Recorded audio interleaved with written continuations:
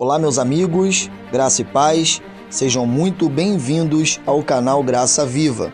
Para quem não me conhece, o meu nome é Tiago Santos, sou um ex-pastor do sistema religioso, desertor desde 2015, onde de lá para cá, Deus tem me mostrado cada vez mais o caminho do verdadeiro evangelho da graça, sem dogmas, sem comercialização da fé e sem preconceitos. Queridos, aqui nesse canal, ministramos o verdadeiro evangelho da graça que acreditamos. Por isso é importante ressaltar que tudo que você compreender como crítica ou denúncia não são para as pessoas, e sim devem ser direcionadas às doutrinas do falso evangelho que é propagado no mundo. Nesse vídeo, vamos esclarecer uma das muitas dúvidas que as pessoas têm relacionado ao ato de congregar. Vamos ler o que está escrito em Hebreus, capítulo de número 10. No versículo 24 diz assim: E consideremo-nos uns aos outros para nos estimularmos ao amor e às boas obras. Versículo 25: Não deixando a nossa congregação, como é costume de alguns, antes admoestando-nos uns aos outros, e tanto mais quanto vedes que se vai aproximando aquele dia. Os falsos profetas usam desse texto em Hebreus 10, 25 para enganarem as pessoas, dizendo que é obrigado frequentar templos físicos, pois senão você está afastado de Deus, desviado do Senhor e condenado ao sofrimento eterno. Mas nesse vídeo eu vou te provar que isso é um equívoco. Esse livro foi escrito aos cristãos judeus que necessitavam de ensino e orientação sobre a graça que foi proporcionada na cruz.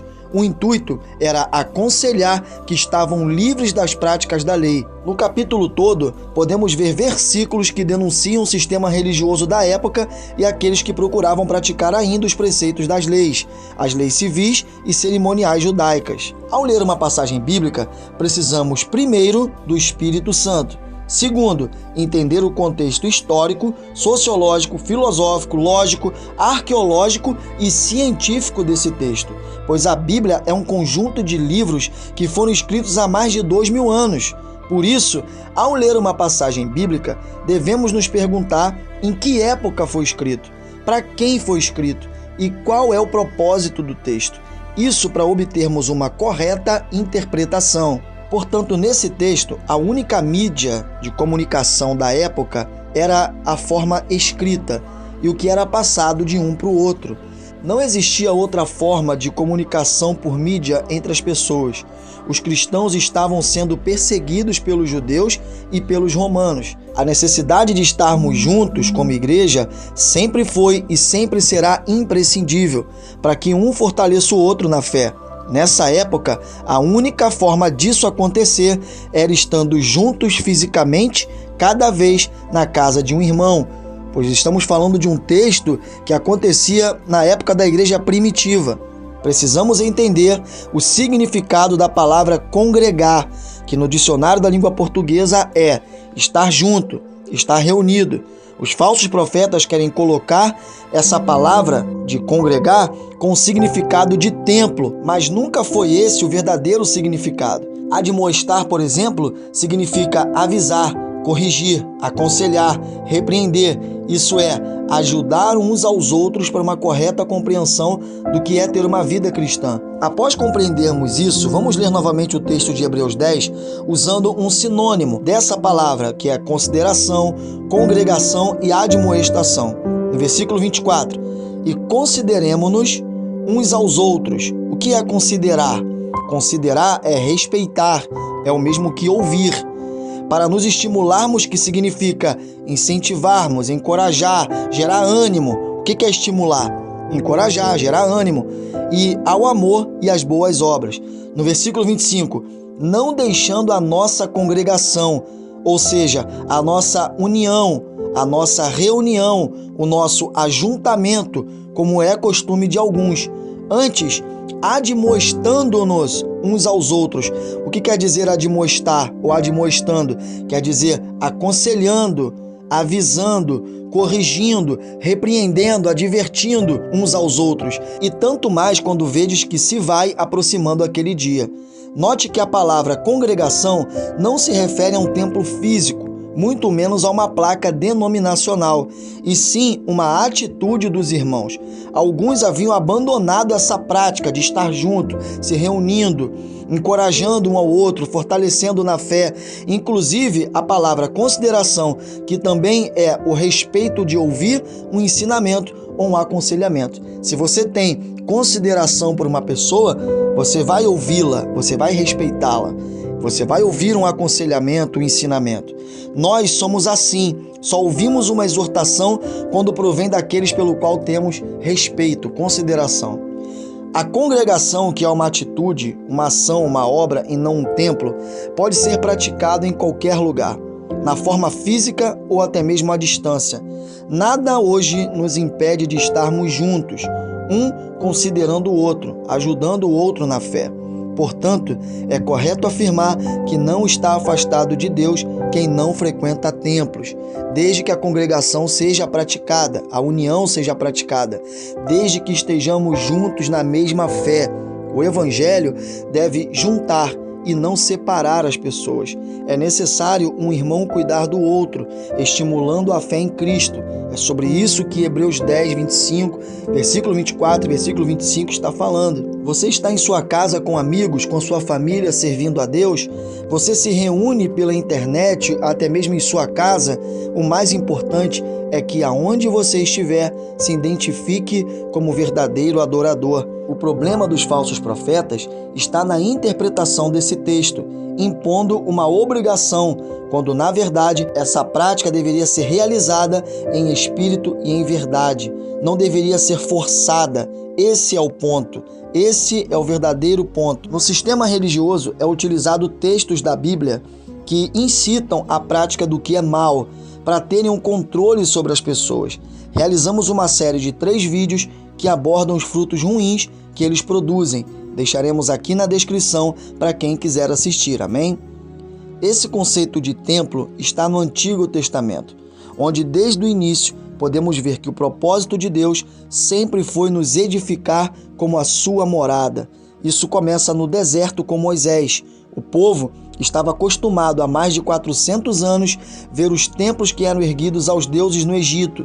Por esse costume cultural do povo, Deus mandou construir um tabernáculo para que ele viesse e o povo visse e sentisse a sua presença. Hoje, temos estudos que fazem comparações com todos os móveis e objetos que havia no tabernáculo com o nosso corpo humano. Inclusive, esse tabernáculo era móvel, era desmontado e montado no deserto.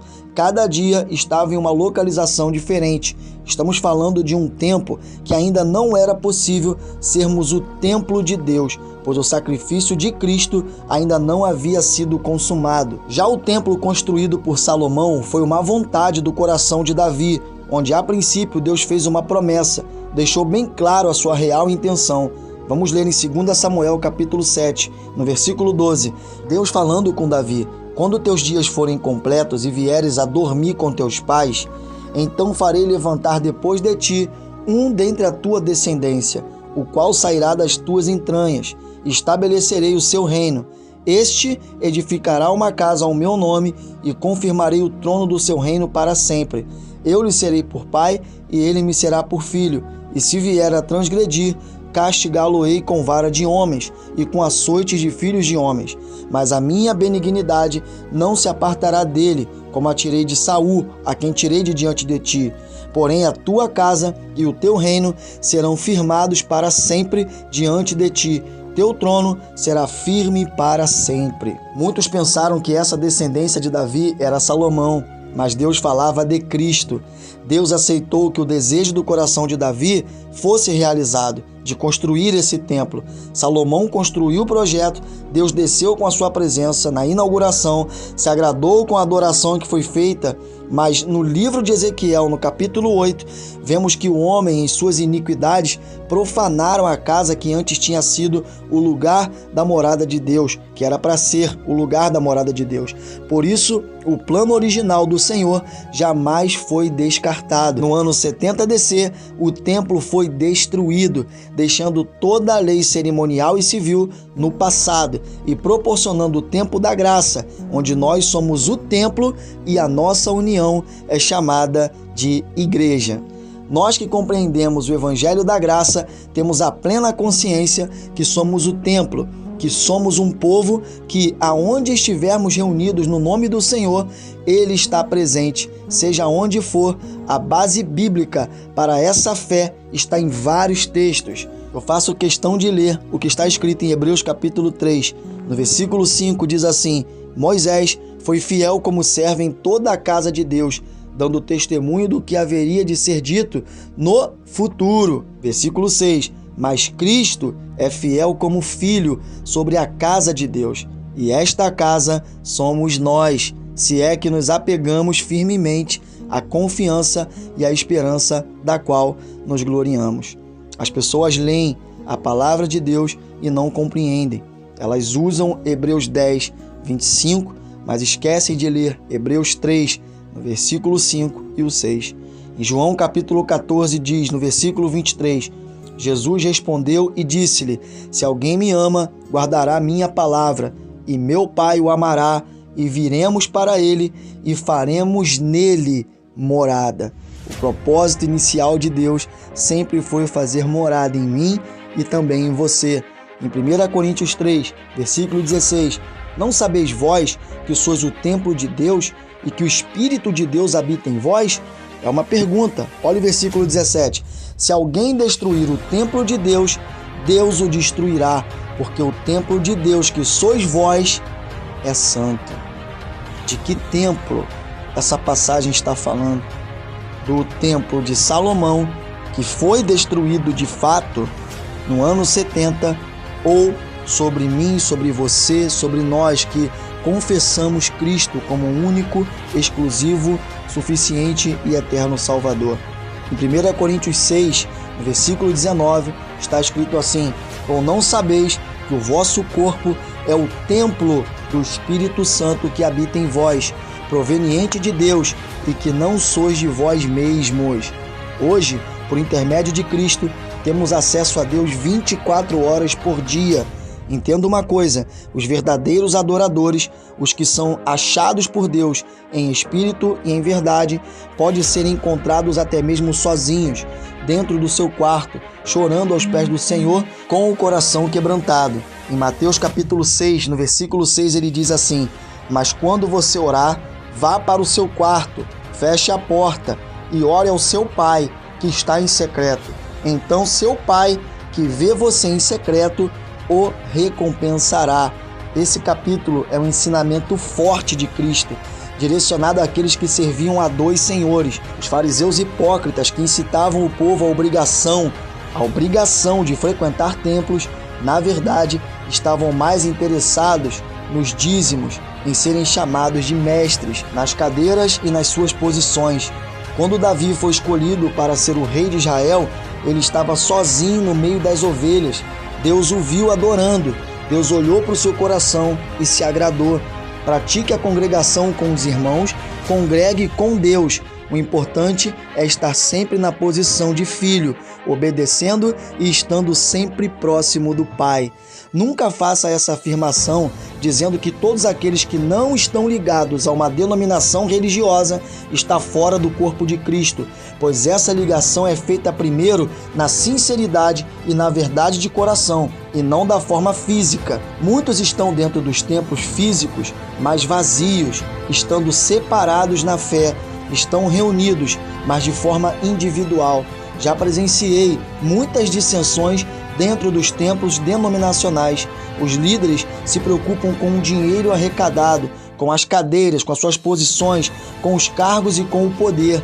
Isso acontecia no templo construído por Salomão e acontece também nos dias de hoje.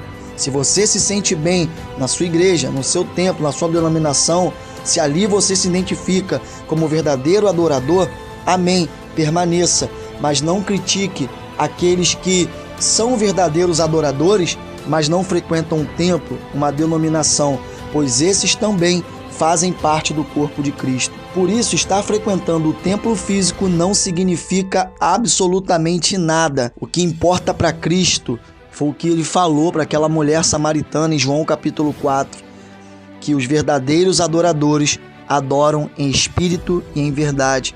Não é no monte, não é em Jerusalém, pode ser em qualquer lugar. E Deus procura aqueles que se apresentam como verdadeiros adoradores. Nos últimos anos, por exemplo, Deus permitiu que acontecesse uma pandemia mundial para que essa palavra se cumprisse.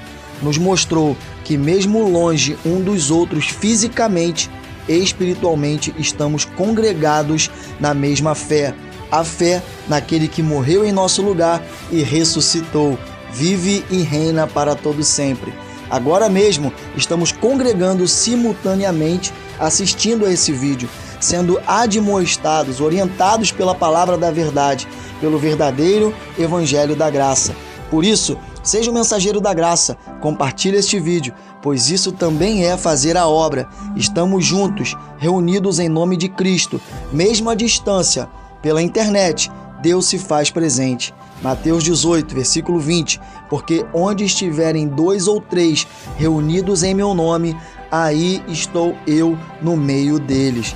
Deus abençoe você e sua família. Até o próximo vídeo, sempre aos domingos. Graça e paz.